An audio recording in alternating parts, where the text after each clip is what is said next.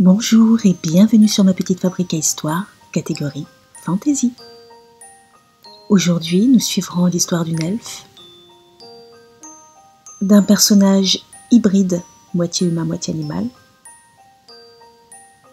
Il y aura une certaine forme de magie. Et cette histoire s'appelle Le temps du rêve.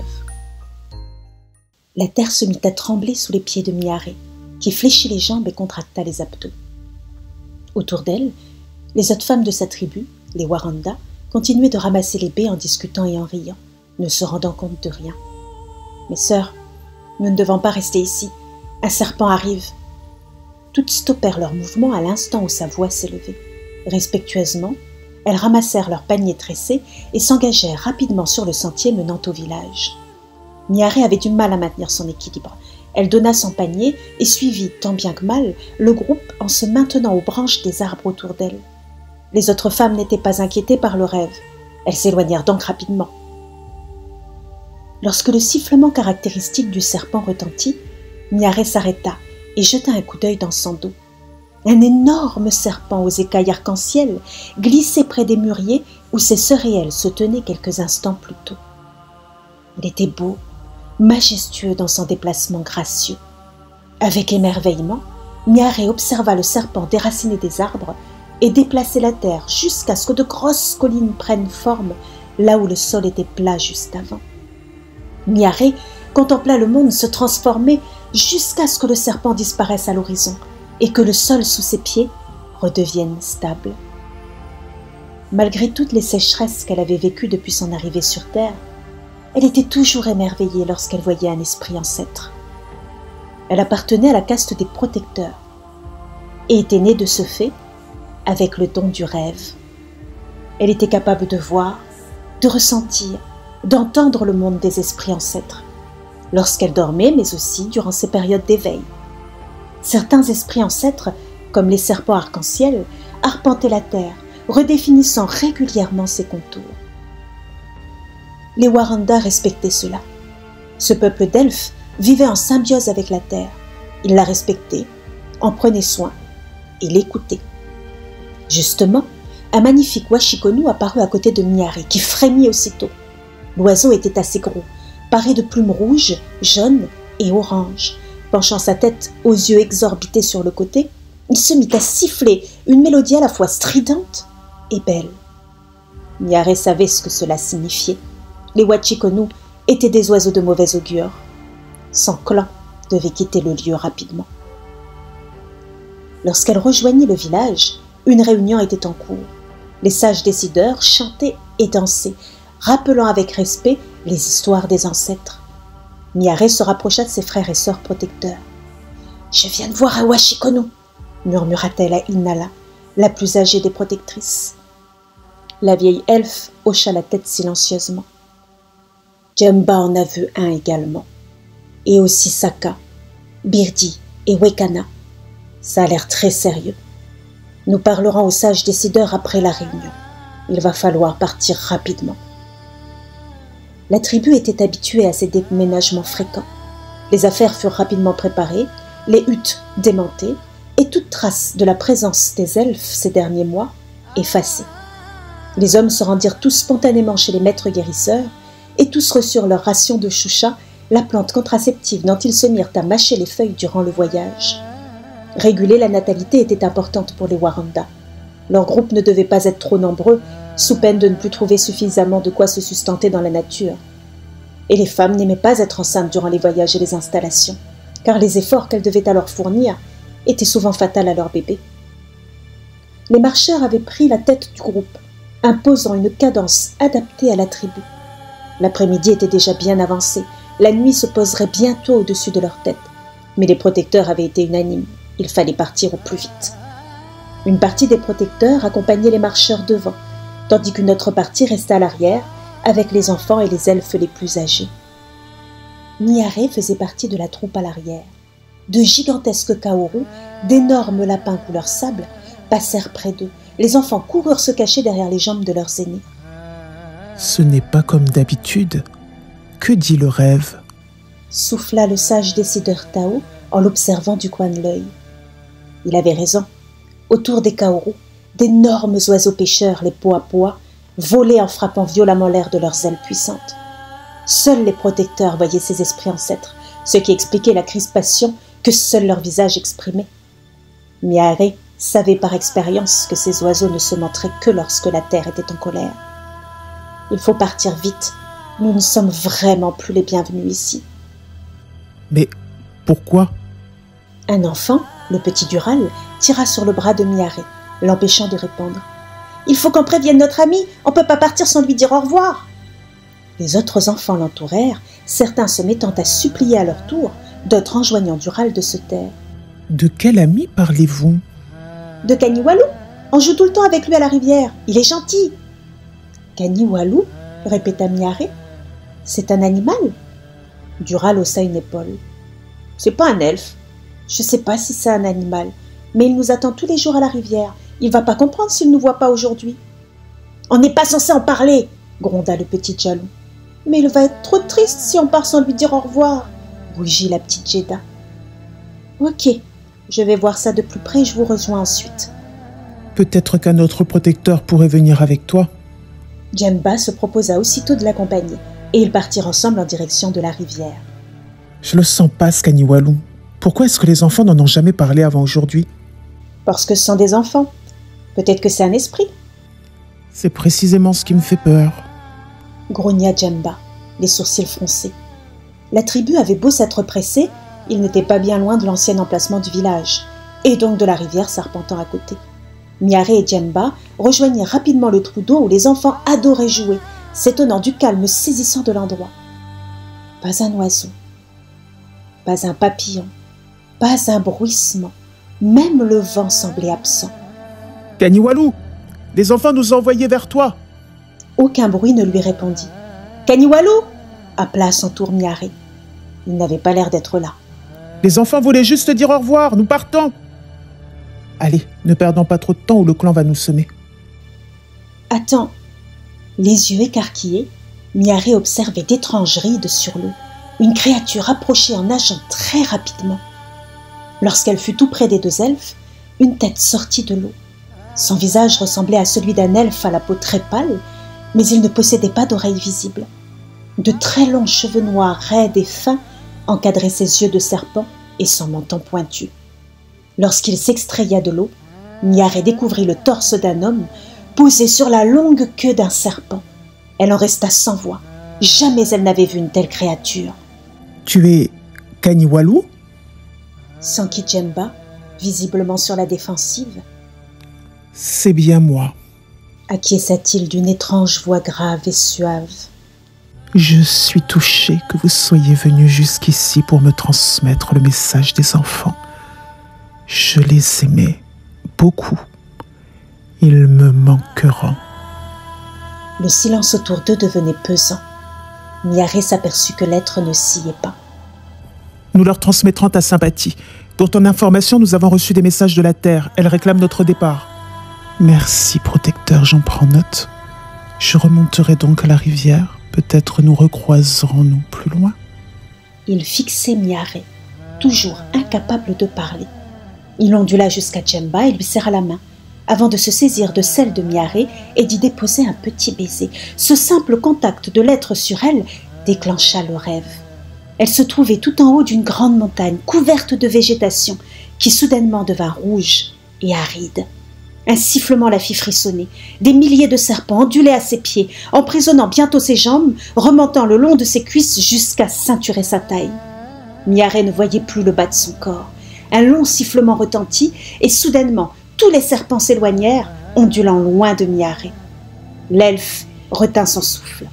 En lieu et place de ses jambes, une longue queue de serpent arc-en-ciel frétillait. « Tu es un ancêtre !» souffla-t-elle en retirant vivement sa main. « Comment fais-tu pour marcher sur la terre comme un vivant ?» Kaniwalu eut un sourire énigmatique. « Il n'y a pas de meilleure sensation au monde que la liberté. Le rêve était une prison pour moi. Dis aux enfants que je les reverrai bientôt. » Jemba saisit Miare par le bras et tous deux s'éloignèrent vivement. Il va falloir qu'on dise aux marcheurs de changer de direction. Grogna l'elfe en se mettant à courir, Miaré sur les talons. C'est à cause de lui si la Terre est furieuse. Elle n'accepte pas qu'il la foule et elle n'acceptera pas qu'on ait des liens avec lui. Un ancêtre qui s'est échappé du rêve? Comment cela est-il possible? Nous l'ignorons, répondit Innala la protectrice. Mais nous devons nous éloigner le plus possible de cet être. Cette nuit-là, aucun repos ne fut autorisé, et la tribu dut avancer sous le ciel étoilé jusqu'à ce que la mère nuit laisse place au père jour. Alors seulement, les marcheurs autorisèrent le groupe à se reposer. Miaré était épuisée. Dès qu'elle s'étendit à même le sol, le rêve la happa. Elle se trouvait sur le bord d'une rivière et riait en observant des enfants jouer. Ils sautaient, s'éclaboussaient, tapaient l'eau du plat de la main. « Kaniwalu, ne t'éloigne pas trop !» s'entendit-elle crier. Un petit garçon d'une dizaine d'années sauta dans l'eau en poussant un cri de guerre, s'immergeant avant de réapparaître à ses pieds. « Mon petit poisson !» sourit la voix qui semblait provenir de Miaré. Elle essaya de caresser ses cheveux, mais le garçon se défila lestement, bousculant ses camarades en riant. « Miaré, il est temps !» Elle se réveilla brusquement. Cette voix, elle avait l'impression que c'était celle de la terre. Les marcheurs ne laissèrent que peu de repos à la tribu. Déjà, les Waranda reprenaient leur périple à travers la nature hostile. Durant les courtes pauses, les pêcheurs inspectaient les rivières. Mais aucun ne voyait Kaniwalu, au grand soulagement des protecteurs. La marche était pénible, mais après plusieurs jours d'avancée, de nouveaux présages fastes apparaissaient. Un papillon bleu avait effleuré Djemba, et Janali avait rencontré une araignée arc-en-ciel. Les protecteurs se réjouissaient de retrouver les faveurs de la terre. « Kaniwalu, ne t'éloigne pas trop !» Le rêve avait à nouveau enveloppé Miaré, et elle se retrouvait encore à observer le petit garçon jouer dans l'eau. Les enfants étaient dissipés, et ils n'écoutaient pas vraiment. Mais Miaré était apaisée. Elle n'avait pas peur. Elle sursauta pourtant quand un cri retentit. 2 enfants portaient Kaniwalu. Ils n'étaient pourtant conscients, mais ses 2 yeux écarquillés témoignaient de son effroi. « Qu'est-ce qui s'est passé ?» s'écria Miaré avec angoisse. « Un serpent l'a mordu !» 2 vilaines traces rouges gonflées s'étalaient à distance importante sur le mollet de l'enfant. Le serpent devait être gigantesque. « Vous l'avez vu ?» demanda-t-elle, fébrile. Tous secouèrent la tête, négativement. « On l'emmène tout de suite chez les maîtres guérisseurs. » Miaré courait en serrant l'enfant contre elle. Elle sentait, elle savait que c'était son fils, et qu'en temps normal, elle était incapable de le porter parce qu'il pesait trop lourd pour elle. Mais l'effroi semblait décupler ses forces. Elle s'écroula après avoir donné son fils à un grand elfe au regard triste. Les morsures sont devenues bleues.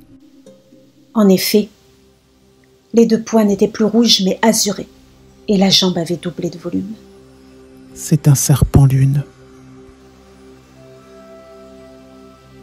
C'était une condamnation. Kaniwalu allait mourir. Miaré sentit le désespoir et la folie gagner sa mère. Elle resta au chevet de son fils jusqu'au bout, suppliant la terre, les ancêtres, les puissants esprits de sauver son garçon. Mais tous se turent, et 2 jours plus tard, l'âme du garçon rejoignit le rêve.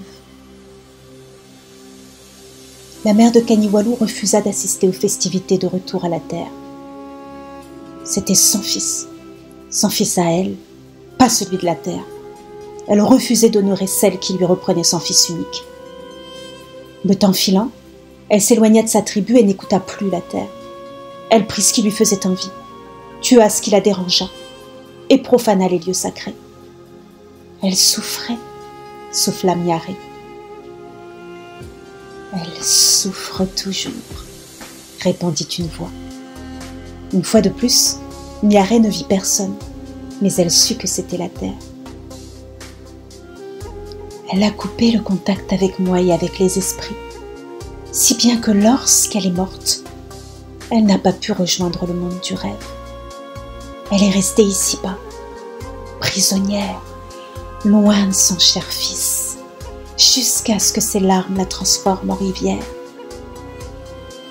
Et Kaniwalu,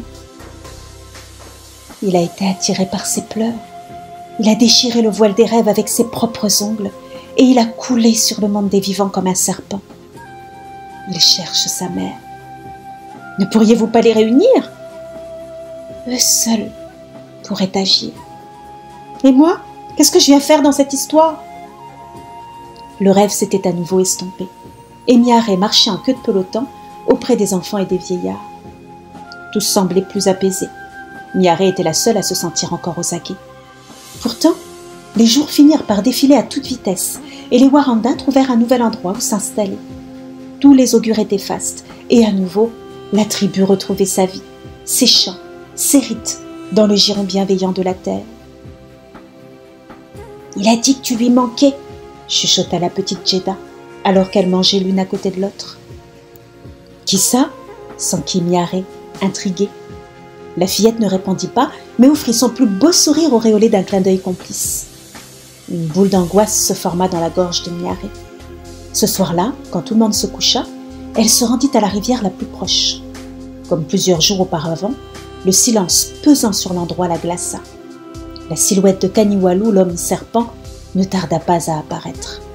« Alors, elle t'a tout montré ?» La jeune elfe acquiesça silencieusement. « Dis-lui que si elle accepte que ma mère vienne avec moi, je rejoindrai le rêve sans tarder. » Elle dit qu'elle ne peut rien faire, c'est à vous d'agir. « Comment ?» J'en ai aucune idée. Elle dit que c'est parce que ta mère s'est coupée d'elle et de ses ancêtres qu'elle n'a pas pu rejoindre le rêve. Kaniwalu ondula jusqu'à Miaré, ses yeux ne sciant pas, l'observant étrangement. « Si elle ne vient pas, alors je ne pars pas et je continuerai de jouer dans ces eaux avec les enfants. » Pourquoi ? C'est le seul moment où je sens sa présence. J'ai l'impression qu'elle est là, qu'elle nous surveille, qu'elle rit, qu'elle s'inquiète quand un petit s'éloigne un peu trop. Tu dois lui parler. Tu dois lui dire d'accepter, de partir avec toi dans le rêve. J'ai essayé, mais on dirait qu'elle n'entend pas. C'est comme si elle était engourdie, comme si sa conscience était à moitié endormie. Elle ne réagit plus. Il souffla en secouant la tête, avant de soudainement se redresser. Tu me crois si je te jure que j'aime vraiment les petits de ta tribu et que je ne leur ferai jamais de mal? Oui, souffla Miaré sans comprendre. J'ai peut-être une idée, quelque chose qui pourrait la sortir de sa torpeur. Reviens demain avec les petits. Dis à Maître Guérisseur de venir avec toi. À peine ces paroles avaient-elles été prononcées qu'il avait disparu dans le sombre. Miaré aurait voulu que la terre vienne lui parler cette nuit-là, mais le rêve ne l'effleura même pas durant son sommeil. Le lendemain, comme promis, elle se rendit au bord de la rivière. Jemba et leur amie Talia, la guérisseuse, l'accompagnant. Elle n'avait parlé à personne de son entrevue avec Kaniwalu et de ce qu'elle avait appris sur lui. Elle savait que son clan avait peur. « Attention Jeddah, ne t'éloigne pas trop !» s'entendit-elle crier à la petite fille. « Ah, t'as vraiment envie de t'occuper des petits !» sourit Jemba, assis à côté d'elle. « La rivière peut être dangereuse des fois. »« Il fait chaud, on se baigne ?» proposa Talia. « Allez-y, je vous rejoins après. » Miaré ne pouvait s'empêcher de scruter l'eau et de garder un œil sur chaque enfant présent. Il sautait, hurlait. Soudain, elle la vit, l'ondulation dans l'eau. Elle eut envie de crier, mais aucun son ne sortit. La petite tête de Jeddah disparut sous l'eau. « Jemba! Talia !» parvint-elle à articuler, gesticulant en direction de la petite fille qui revenait à la surface. La maîtresse guérisseuse n'eut pas besoin d'explication. Elle fondit sur Jeddah, la prenant dans ses bras et la sortant lestement de l'eau. « Ah, la rivière, c'est une morsure de serpent !» siffla-t-elle d'une voix blanche. Miaré blêmit. « Quel genre de serpent ?» On dirait un serpent lune. Non, non, ce n'est pas possible. Pourquoi avait-il fait ça? Pourquoi Kaniwalu lui avait-il dit de venir? Était-ce lui qui avait instigé l'accident? Était-ce lui qui avait fait mal à Jeddah? Il avait pourtant juré que jamais il ne ferait de mal aux enfants. Il lui avait aussi dit de venir avec un maître guérisseur. Les larmes et les lamentations commençaient à s'élever autour de la fillette, dont la jambe gonflait affreusement. Seul Kaniwalu pouvait la sauver. Miaré se pencha au-dessus de la rivière et plongea une main dans l'eau. « Je vous en supplie, » pria-t-elle. « Dites à votre fils de sauver la petite. Elle a encore de nombreux pas à poser sur cette terre. » Si vous demandez à Kaniwalu, il vous écoutera. » L'eau bougea, ondula, se retira, avant de s'agglutiner pour prendre la forme d'une elfe. L'apparition glissa jusqu'à la petite, qu'elle observa, telle une mère inquiète. Un long sanglot se fit entendre et de grosses gouttes d'eau vinrent s'écraser sur le front de Djeda. Kaniwalu apparut à son tour. « Je peux la soigner, si la terre l'accepte. » « Elle l'accepte, » assura Miare, sans attendre un signe. Kaniwalu se pencha sur la jambe de l'enfant, posa ses lèvres sur les plaies et aspira le venin. La jambe désenfla aussitôt et la petite fille sembla reprendre vie. « Merci Kaniwalu, » dit-elle. « Merci à toi, » chuchota l'homme serpent en lui faisant un clin d'œil, prenant sa mère dans ses bras. « Viens, viens avec moi. Je vais te faire visiter le monde merveilleux où je vis depuis l'accident. Tu verras, c'est magnifique et paisible. Nous serons heureux là-bas. » La femme haut parut prendre une profonde inspiration. Et soudain, le rêve submergea Miare, qui vit le petit Kaniwalu courir en tenant la main de sa mère, désignant une rivière où il avait, de toute évidence, envie de se baigner. « Ça y est, ils sont heureux ensemble ?» s'enquit Djeda. « Oui, oui, ils sont ensemble dans le rêve. » « Dis donc, tu as été drôlement courageuse de faire tout ça pour Kaniwalu. » La petite sourit en haussant les épaules. « Un jour, moi aussi j'irai dans le rêve et je serai heureuse de les retrouver. » Merci beaucoup pour votre écoute. J'espère que cette histoire, inspirée du temps du rêve australien, vous aura plu. Si c'est le cas, n'hésitez pas à liker, à partager, à commenter, à vous abonner si ce n'est pas encore fait et à appuyer sur la petite cloche de notification pour ne pas louper la prochaine histoire de ma petite fabrique à histoire. À bientôt!